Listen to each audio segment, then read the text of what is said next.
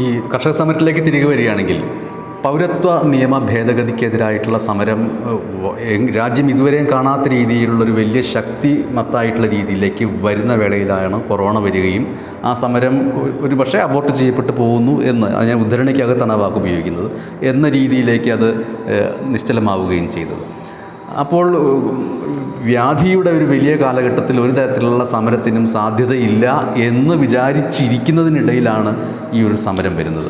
സ്വാഭാവികമായിട്ടും ഈ സമരം വിജയിക്കുകയാണെങ്കിൽ അതിൻ്റെ തൊട്ട് പിറകെ പൗരത്വ നിയമ ഭേദഗതിക്കെതിരായിട്ടുള്ള സമരവും ഈ ഒരു മാതൃക പിന്തുടർന്ന് വരാൻ സാധ്യതയുണ്ട് എന്ന് കേന്ദ്ര സർക്കാർ മുൻകൂട്ടി കാണുന്നുണ്ടാവുമല്ലോ.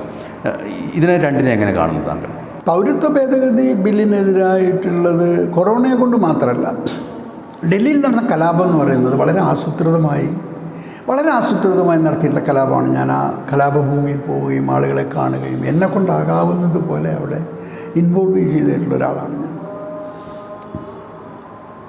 ആസൂത്രിതമായി കലാപമുണ്ടാക്കിയതിന് ശേഷം കലാപമുണ്ടാക്കിയവരെല്ലാവരും ഇപ്പുറത്ത് നിൽക്കുകയും ഇരകളായവരെ മുഴുവൻ കേസിൽ പ്രതികളാവുകയും ചെയ്ത സംഭവമാണ് അവിടെ ഉണ്ടായിട്ടുള്ളത്. അതിനനുസരിച്ചാണ് എല്ലാ സാധനവും ഫ്രെയിം ചെയ്ത് വന്നിട്ടുള്ളത്. ഇപ്പോൾ പാൻഡമിക്കിൻ്റെ കാലത്താണ് ഈ സമരം നടക്കുന്നതെങ്കിലും ഞാൻ എത്രയോ ദിവസങ്ങൾ ഈ സമരഭൂമിയിലുണ്ടായിരുന്ന ഒരാളാണ്. 10% ആളുകൾ പോലും മാസ്ക് വെച്ച് ഞാൻ കാണാറില്ല. 90% മാസ്ക് ഇല്ലാതെ നടക്കുന്നവരാണ്. ഒരു സാനിറ്റൈസറും അവിടെ ഇല്ല. നൂറുകണക്കിന് ആളുകൾ മരിക്കുകയും ആത്മഹത്യ ചെയ്ത 5-6 ആളുകളൊക്കെ ഉണ്ടായെങ്കിലും ഒറ്റ കോവിഡ് പോസിറ്റീവ് കേസ് സമരഭൂമിയിൽ ഇന്ന് വരെ റിപ്പോർട്ട് ചെയ്തിട്ടില്ല. ഇതുവരെ കോവിഡ് പോസിറ്റീവ് റിപ്പോർട്ട് ചെയ്തിട്ടില്ല. അതൊരു തരം പ്രത്യേകതരം ഊർജ്ജമാണ്. ഈ വൈറസുകൾക്കൊന്നും നിൽക്കാൻ പറ്റാത്ത തരത്തിലുള്ളൊരു സമര ഊർജ്ജത്തിലൂടെയാണ് അവിടെ പോയിക്കൊണ്ടിരിക്കുന്നത്. എന്നതുപോലെ തന്നെ ഞാൻ കാണുന്നു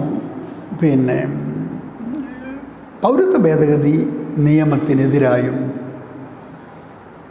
ഉറപ്പായും സമരമുഖം ഉയർന്നു വരിക തന്നെ ചെയ്യും. കാരണം അതിനകത്ത് ഇന്നത്തെ രീതിയിലാണ് രാജ്യം മുന്നോട്ട് പോകുന്നതെങ്കിൽ പൗരത്വ ഭേദഗതി നിയമമൊന്നും മാറ്റേണ്ടി വരില്ല. അല്ലാതെ തന്നെ ഇന്ത്യ രാജ്യത്തുള്ള ഇന്ത്യക്കാരായ ആളുകൾ പോലും ഇന്ത്യ വിട്ട് പുറത്തു പോകാൻ നോക്കും. എന്താ കാരണം എന്ന് ചോദിച്ചാൽ, നിങ്ങൾ ഈ സെപ്റ്റംബർ GDP എന്നെടുത്ത് നോക്ക്, ഈ ഡിസംബർ ക്വാർട്ടറിലേത് എടുത്ത് നോക്ക്, -7.5 ആണ്. ഒരു സെക്ടറിലും ഒരു പോസിറ്റീവ് സാധനവും നമ്മുടെ രാജ്യത്ത് കാണാനില്ല. എക്കോണമി എന്ന് പറഞ്ഞത് തലയും കുത്തി കിടക്കുകയാണ്. ആകെ ഈ പെട്രോളിയം പ്രോഡക്ട്സിൻ്റെ പ്രൈസ് ഹൈക്ക് ഇങ്ങനെ വരുന്നത് കൊണ്ട് അതിൻ്റെ ടാക്സേഷൻ്റെ സ്ട്രക്ചറിലാണ് കൂടുതൽ നിന്ന് പോകുന്നത്. താന്തോന്നിത്ത് കാണിക്കുകയായിരുന്നു ഈ നോട്ട് പിൻവലിക്കൽ കാണിച്ചത്. ആരോടും ചോദിക്കാതെ, ആരോടും പറയാതെ നോട്ട് പിൻവലിക്കൽ നടത്തിയതോടുകൂടി ഉണ്ടാക്കിയ എൻ്റെ കയ്യിൽ സമസ്ത അധികാരങ്ങളുമുണ്ട് എന്ന് ജനത്തെ ബോധ്യപ്പെടുത്തുന്നൊരു പ്രഖ്യാപനമായിരുന്നു ആ 8 മണി സമയത്ത് അയാൾ നടത്തിയിട്ടുള്ളത്. ഒരു ഓട്ടോക്രാറ്റിൻ്റെ ഇന്ത്യയുടെ റിസർവ് ബാങ്ക് ഓഫ് ഗവർണർ ഒപ്പിട്ട് ജനങ്ങൾക്ക് കൊടുത്തിരിക്കുന്ന നോട്ട് ഇതാ, this is valid four 500 rupees, this is valid four 1000 rupees എന്ന് ഗ്യാരണ്ടി ചെയ്ത നോട്ടുകൾ പാർലമെൻറ്റിൽ ചോദിക്കാതെ, ക്യാബിനറ്റിൽ ഡിസ്കസ് ചെയ്യാതെ, ആരോടും ചോദിക്കാതെ എൻ്റെ കയ്യിലാണ് സമസ്ത അധികാരങ്ങളും എന്ന് ബോധ്യപ്പെടുത്തുന്ന ബോഡി ലാംഗ്വേജോടുകൂടി നരേന്ദ്രമോദി നടത്തിയ ഡിക്ലറേഷനാണ് നമ്മൾ ആ 8 മണി രാത്രിയിൽ കാണുന്നത്. അവിടെ നിന്ന് ഇങ്ങോട്ട് തുടങ്ങിയാൽ ഇംപ്ലിമെൻറ്റേഷൻ ഓഫ് GST ആണെങ്കിലും ഈ കോവിഡിന് തുടർന്നുണ്ടായിട്ടുള്ള ലോക്ക്ഡൗൺ ഡിക്ലറേഷൻ ആണെങ്കിലും എന്തോരം തരം ദുരിതവും കഷ്ടപ്പാടും ബുദ്ധിമുട്ടുകളും ഈ രാജ്യത്തെ ജനങ്ങൾ നേരിടേണ്ടി വന്ന ഈ ഏതെങ്കിലും വിഷയത്തിൽ ശക്തമായൊരു പ്രതിപക്ഷ സമരനിര ഉയർന്നു വന്നോ? ഒരു പ്രതിപക്ഷ സമരനിരയും ഉയർന്നു വന്നില്ലല്ലോ. മുഖ്യധാര രാഷ്ട്രീയ പാർട്ടികളുടെ എല്ലാവരും സഹിച്ചു നിൽക്കല്ലേ ചെയ്തത്. കർഷക സമരത്തിൽ പോലും തൊഴിലാളി സംഘടനകൾ സമരവുമായിട്ട് വന്നില്ല. ഇല്ല, നമ്മൾ ആവശ്യപ്പെടുന്ന ഈ അവരുടെ സമരത്തോടൊപ്പം തൊഴിലാളി സംഘടനകളോടൊപ്പമാണ് നമ്മൾ സമരത്തിനിറങ്ങിയത്. അവരൊരു പൊതുപണിമുടക്ക് പ്രഖ്യാപിച്ചാൽ, employees federation, bank employees federation declare ചെയ്താൽ ഇന്ത്യയിലെ ഒരു ബാങ്കുകളും പ്രവർത്തിക്കില്ല. റെയിൽവേ എംപ്ലോയീസ് ഫെഡറേഷൻ തീരുമാനിച്ചാൽ ഇന്ത്യൻ റെയിൽവേ അവിടെ നിൽക്കും. Port and dock workers federation തീരുമാനിച്ചാൽ തുറമുഖങ്ങൾ പൂട്ടിപ്പോവും. ഒരൊറ്റ കപ്പൽ അടുക്കില്ല, കയറില്ല. ആ തരത്തിൽ ഓർഗനൈസ്ഡ് ആയിട്ടുള്ള വർക്കിംഗ് ക്ലാസ്സാണ് ഇന്ത്യയിലെ സെൻട്രൽ ട്രേഡ് യൂണിയനുകളുടെ കയ്യിലുള്ള 2.5 കോടി INTUC മെമ്പർഷിപ്പ്, 1.25 കോടി AITUC മെമ്പർഷിപ്പ്, 60 ലക്ഷം CITU മെമ്പർഷിപ്പ്, 1.5 കോടി HMS മെമ്പർഷിപ്പ്. ഇതൊക്കെ ഓർഗനൈസ്ഡ് ആണ്. ഞങ്ങൾ കൃഷിക്കാർക്ക് ചെയ്യാൻ പറ്റുന്നത് റോഡിൻ്റെ മുഖത്ത് പോയിരുന്നിട്ട് മുദ്രാവാക്യം വിളിക്കാനും ഈ ട്രാക്ടറിലും ട്രക്കിലും ഒക്കെ ഇരുന്ന് സമരം ചെയ്യാനും അല്ലാതെ ഞങ്ങൾക്ക് ഓർഗനൈസ്ഡ് സെക്ടറിൽ എന്തെങ്കിലും ചെയ്യാൻ പറ്റുമോ? അപ്പോൾ ഓർഗനൈസ്ഡ് സെക്ടറിൽ തുടർച്ചയാതെ പണിമുടക്കുണ്ടാക്കാൻ സാധിക്കുന്നവർ സെൻട്രൽ ട്രേഡ് യൂണിയൻസാണ്. ഞാൻ ഈ സമരവുമായി ബന്ധപ്പെട്ട് തമ്പാൻ തോമസിനെ വിളിച്ചിട്ടുണ്ട്. CITUവിൻ്റെ, INTUCയുടെ, AITUCയുടെ അഖിലേന്ത്യാ ജനറൽ സെക്രട്ടറി ആയിട്ടുള്ള അമർജിത് കൗറാണ് സെൻട്രൽ ട്രേഡ് യൂണിയനുകളുടെ കമ്മിറ്റിയുടെ കൺവീനർ. ഇവരൊക്കെ വിളിച്ച് സംസാരിച്ചിട്ടുണ്ട്. നിങ്ങൾ എന്തുകൊണ്ട് ഞങ്ങൾക്ക് അസംഘടിതരായ കർഷകർക്ക് ഇത്രയൊക്കെ ചെയ്യാൻ പറ്റുള്ളൂ, ഇതിൽ കൂടുതലാവില്ല. പക്ഷെ നിങ്ങൾ ഓർഗനൈസ്ഡ് വർക്കിംഗ് ക്ലാസ്, നിങ്ങൾ ഒരു അനിശ്ചിതകാല സമരം ഡിക്ലെയർ ചെയ്താൽ പ്രധാനമന്ത്രി മുട്ടുമടക്കും. അവർ ചെയ്യാൻ തയ്യാറായിട്ടില്ലല്ലോ. 90 ദിവസമാവണം. ഇപ്പോൾ പൊതുപണിമുടക്ക് കഴിഞ്ഞിട്ട് 90 ദിവസമാവണം. ജനുവരി 26 ആകുമ്പോൾ 90 ദിവസമാവും. ഇതുവരെ അവർ തയ്യാറായിട്ടില്ലല്ലോ. അവരുടെ ചരിത്രപരമായ ദൗത്യമല്ലേ ഈ കർഷക സമരത്തോടൊപ്പം ഇന്ത്യയിലെ സംഘടിത തൊഴിലാളി വർഗം അനിശ്ചിതകാല പണിമുടക്ക് പ്രഖ്യാപിച്ചുകൊണ്ട് രാജ്യത്ത് കർഷകരും തൊഴിലാളികളും ഒറ്റക്കെട്ടായി വിപുലവും വിശാലവുമായ ഒരു ഐക്യനിര കെട്ടിപ്പടുത്ത് ചെറുകിട കച്ചവടക്കാരനെയും ആദിവാസിയെയും ദളിതിനെയും ഒക്കെ കൂടിച്ചേർത്ത് എല്ലാവർക്കും വന്നു നിൽക്കാൻ പറ്റുന്ന വിപുലമായ ഒരു ഐക്യനിര ഉയർത്തിക്കൊണ്ടുവരേണ്ട ചുമതല ഇവർക്കില്ലേ? ഈ സെൻട്രൽ ട്രേഡ് യൂണിയൻസ് ഇവരെല്ലാവരും BJPക്കെതിരാണ്, മോദിക്കെതിരാണ്.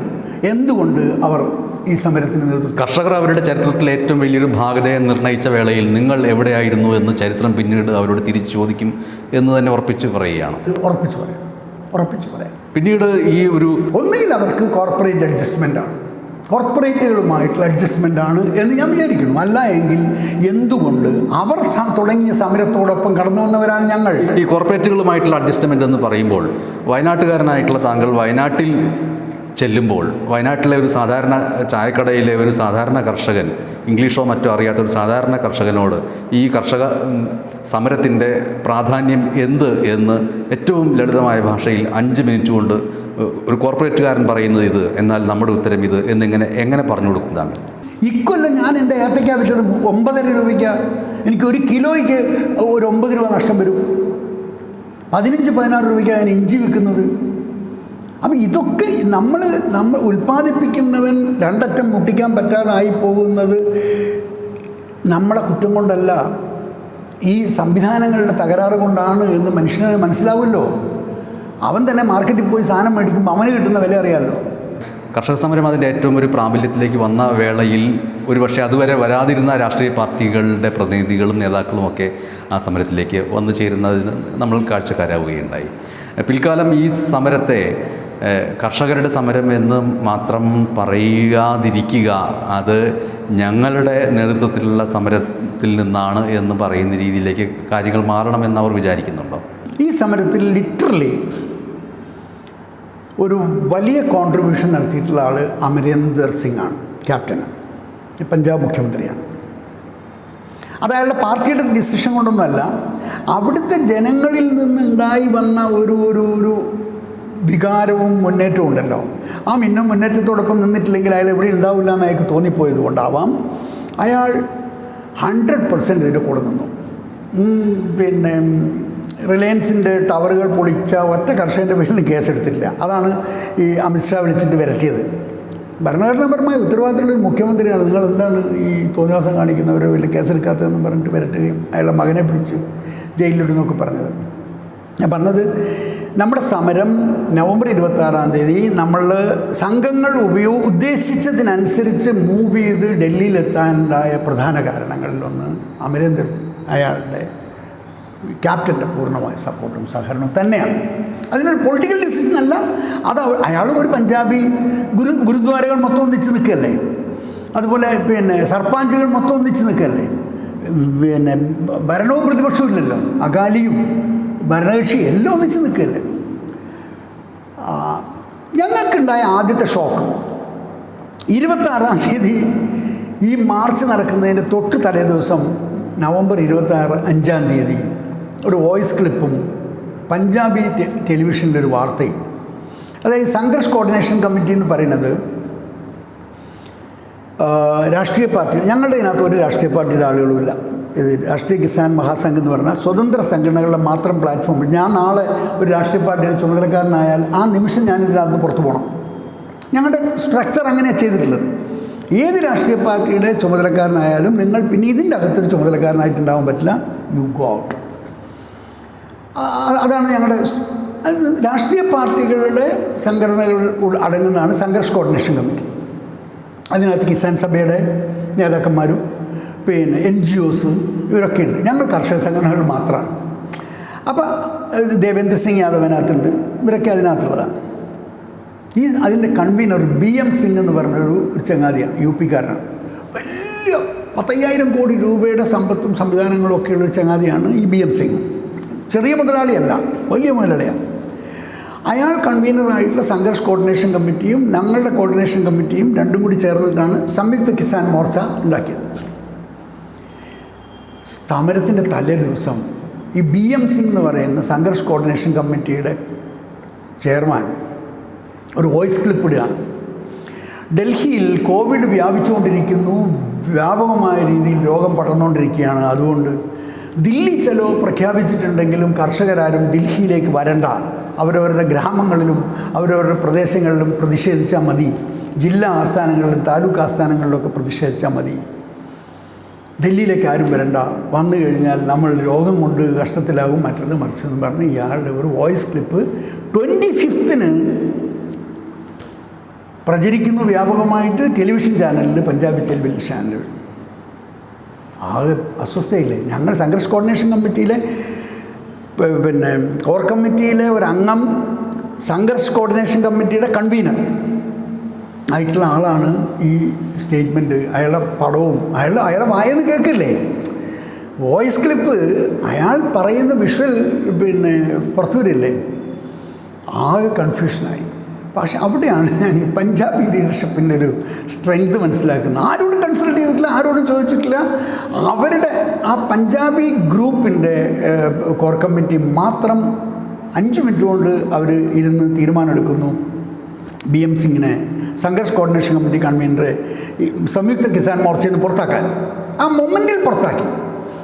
അവരപ്പം തന്നെ പത്രസമ്മേളനം വിളിക്കുന്നു, ജനങ്ങളോട് പറയുന്നു നമ്മളെടുത്ത തീരുമാനങ്ങൾ എന്താണോ ആ തീരുമാനത്തിന് വിട വ്യത്യാസമില്ലാതെ അതേപടി നടക്കും. ഡൽഹിയിലേക്ക് പോയിട്ട് എല്ലാവരും കോവിഡ് പിടിച്ച് മരിക്കുന്നെങ്കിൽ എല്ലാവരും കോവിഡ് പിടിച്ച് മരിക്കും, പോവാതിരിക്കുന്ന പ്രശ്നമില്ല, കോവിഡ് പ്രോട്ടോകോൾ പാലിച്ചുകൊണ്ട് നമ്മൾ പിന്നെ മാർച്ച് നടത്തും, മുന്നോട്ട് നടത്തും പറഞ്ഞു. അപ്പം തന്നെ ഡിക്ലറേഷൻ നടത്തിയിട്ട് ആ മൂവ്മെൻറ്റാണ് ഞാൻ പറഞ്ഞത്. 26-ാം തീയതി സമരം തുടങ്ങുന്നതിൻ്റെ തലേ ദിവസം ഉണ്ടായ ഈ ഷോക്ക്, ഇത് അയാളെ പർച്ചേസ് ചെയ്തതാണോ എന്താ എനിക്കറിയില്ല. This was happen. എൻ്റെ മൊബൈലിൽ കിടക്കുന്നുണ്ട് ആ വിഷ്വൽ. അപ്പോൾ പലപ്പോഴും പലരെയും പർച്ചേസ് ചെയ്യാനുള്ള ശ്രമം കോർപ്പറേറ്റുകളുടെ ഭാഗത്തുനിന്നോ ഗവൺമെൻറ്റിൻ്റെ ഭാഗത്തുനിന്നോ ഒക്കെ ഉണ്ടാവും. ഈ സമരം ആരംഭിച്ചതിന് ശേഷം അമിത്ഷാ അന്വേഷിച്ച് നടന്നത് മുഴുവൻ ആരെ പിടിച്ചാൽ, ഏത് നേതാവിനെ പിടിച്ചാൽ അത് പരിഹരിക്കുക എന്നുള്ളതാണ്. കാരണം ഇത് ഒരു രാഷ്ട്രീയ പാർട്ടിയെ പിടിച്ച് പരിഹരിക്കാനാവില്ല. ഒരു രാഷ്ട്രീയ പാർട്ടിക്ക് ഇതിനകത്ത് തീരുമാനം എടുത്തിട്ട് പരിഹരിക്കാൻ പറ്റില്ല.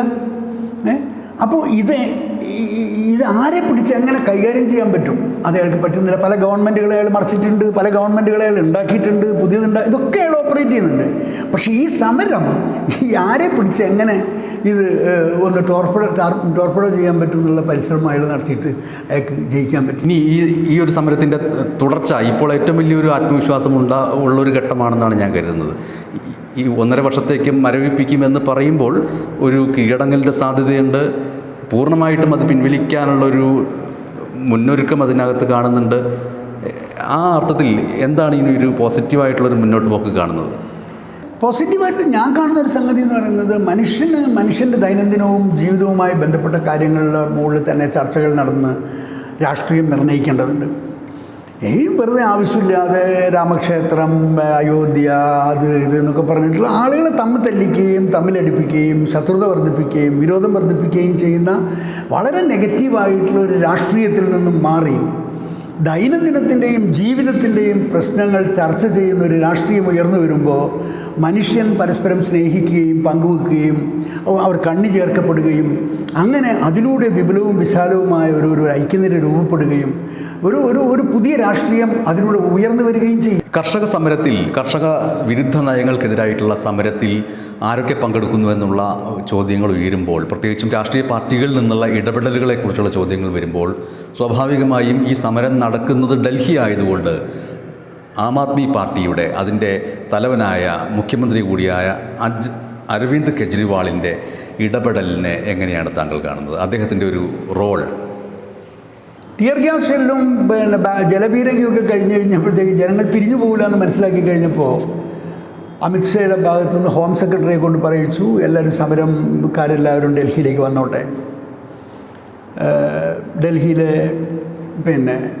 സ്റ്റേഡിയങ്ങൾ മുഴുവൻ തുറന്നു കൊടുക്കാം, സ്റ്റേഡിയങ്ങൾക്കകത്ത് അവർ ഡെമോൺസ്ട്രേഷനായിട്ടിരുന്നോട്ടെ, റോഡിൽ നിന്ന് മാറി അവർക്ക് കുറച്ചും കൂടി സേഫായിട്ട് ഇരിക്കട്ടെ എന്നൊക്കെ പറഞ്ഞിട്ടുള്ള രീതിയിൽ ഹോം സെക്രട്ടറിയുടെ ഓഫർ വന്നു. നമ്മുടെ സമരസമിതിയും അത് വളരെ സത്യസന്ധമായിട്ട് ഉൾക്കൊണ്ടു.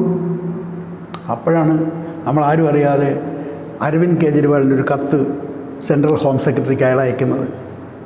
സ്റ്റേഡിയംസ് ഡൽഹി ഗവൺമെൻറ്റാണ്, ഞങ്ങൾ ഡൽഹി ഗവൺമെൻറ് സ്റ്റേഡിയംസ് തുറന്നു കൊടുക്കില്ല. അതിനയാൾ കാരണം പറഞ്ഞു, കർഷകർ സമരത്തിന് വന്നത് അവരുടെ ന്യായമായ അവകാശങ്ങൾക്ക് വേണ്ടിയാണ്. ആ അവകാശം നേടിയെടുക്കാൻ വേണ്ടി സമരത്തിന് വന്നവരുടെ കാര്യങ്ങൾ ചർച്ച ചെയ്ത് പ്രശ്നം പരിഹരിച്ചു വിടുക എന്നല്ലാതെ അവരെ ഓപ്പൺ ജയിലിൽ ബന്ദികളാക്കുന്ന ഒരു നയത്തിന് ഞങ്ങൾ സപ്പോർട്ട് ചെയ്യില്ല എന്ന് പറഞ്ഞു. ഡൽഹി ഗവൺമെൻറ് സപ്പോർട്ട് ചെയ്യില്ല എന്ന് പറഞ്ഞു. അപ്പോഴാണ് നമ്മൾ മനസ്സിലാക്കുന്നത്, ഡൽഹി സ്റ്റേഡിയംസ് എന്ന് പറഞ്ഞിട്ടുണ്ടെങ്കിൽ വലിയ സ്റ്റേഡിയംസാണ്. ആളുകളെ കൊണ്ടുവന്ന് അടച്ച് പൂട്ടിക്കഴിഞ്ഞാൽ ഒരാൾക്ക് പുറത്തിറങ്ങാൻ പറ്റില്ല, ഫുള്ളി ജാമാണ് അതിനകത്ത്. നിങ്ങൾ കൃത്യമായി അതിനകത്ത് ജയിലിൽ കിടക്കുന്നതിനേക്കാളും ഭീതിതമായി മറ്റൊരു ജാലിയൻ വാലാബാഗ്. അത് ജാലിയൻ വാലാബാഗ് ആയാലും ഇല്ലെങ്കിലും ഞാൻ പറയുന്നത്, യു ആർ ബ്ലോക്ക്ഡ്, നിങ്ങൾ പൂട്ടപ്പെട്ടു. അപ്പോൾ ഈ 3 ലക്ഷം ആളുകളെയും ഡൽഹിയിലെ 5 or 6 സ്റ്റേഡിയങ്ങൾക്കകത്ത് പൂട്ടപ്പെട്ട് കഴിഞ്ഞിട്ട് ഉണ്ടാകുന്നൊരവസ്ഥയെക്കുറിച്ച് നമ്മൾ ആലോചിച്ചിട്ടുണ്ടായിരുന്നില്ല. പക്ഷേ അരവിന്ദ് കെജ്രിവാൾ അത് ആലോചിച്ച് അയാൾ ഒറ്റ കത്ത്, ആ കത്ത് ഞാൻ നമ്മുടെ സമരത്തിൻ്റെ നാൾ വഴികൾക്കകത്ത് ഓരോരോ ചെറിയ സംഗതികൾ പോലും നമ്മൾ കൃത്യമായി അനലൈസ് ചെയ്തിട്ടുണ്ട്. ഏത് തരത്തിൽ അതൊക്കെ നമുക്ക് ഗുണം ചെയ്തിട്ടുണ്ട് എന്നുള്ളതാണ്. ഇപ്പോഴത്തെ BM സിംഗ് ഇത്തരം ഒരു തോന്നിവാസം ചെയ്തു എന്നെങ്കിലും ഇതൊക്കെ നമുക്ക് ഇതിനകത്ത് കണ്ടതാണല്ലോ. ഇതിങ്ങനെ ഒരുപാട് സംഗതികൾ നമ്മൾ കണ്ടിട്ടുണ്ട്. എന്തായാലും ഈ കർഷക വിരുദ്ധ നയങ്ങൾ പിൻവലിക്കപ്പെടട്ടെ എന്ന്, പൂർണ്ണമായും പിൻവലിക്കപ്പെടട്ടെ എന്ന് ആശിക്കുന്നു, ആഗ്രഹിക്കുന്നു, നടപ്പാക്കപ്പെടട്ടെ എന്ന് വിചാരിക്കുകയും ചെയ്യുന്നു. നന്ദി.